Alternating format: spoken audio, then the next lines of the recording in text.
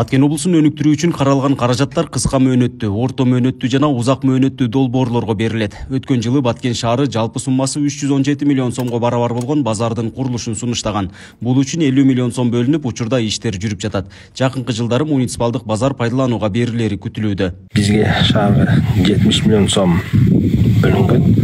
Ошонун ичинден 50 миллион сом ушул Баткен шаарынын чет булак аймактык башкармалыгынын территориясыга 15 гектар жерде трансформацияланып, соода борбору деп ишти баштаганбыз.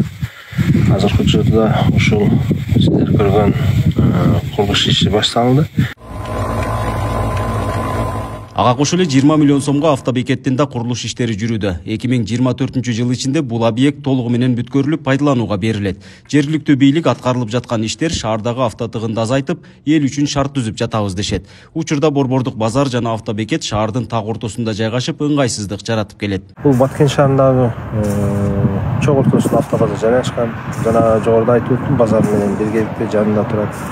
Ошол жерде сыртка чыгарып, ошол тыгындары жок кылуу максатында ошо автобекетти иштеп атабыз. Негизи ал шаардын чоң ортосунда турган автобекет бул менчик болуп эсептелет. Бул биздики муниципалитет.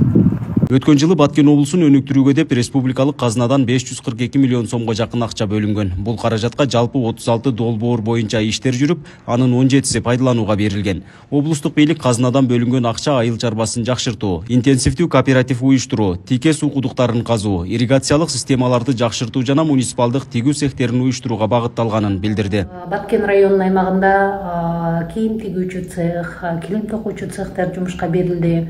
Лейлик районунун аймагында интенсивдүү жашоо бак долбоор ишке ашып атат. Ошондой эле ЖБИлер ачылып атат.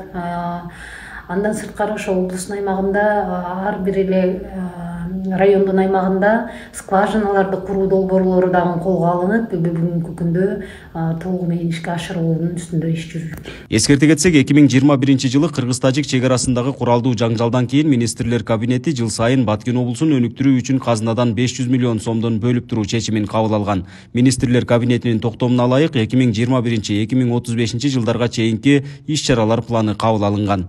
Нургазы Жайнаков, Регион телеканалы, Баткен облусу.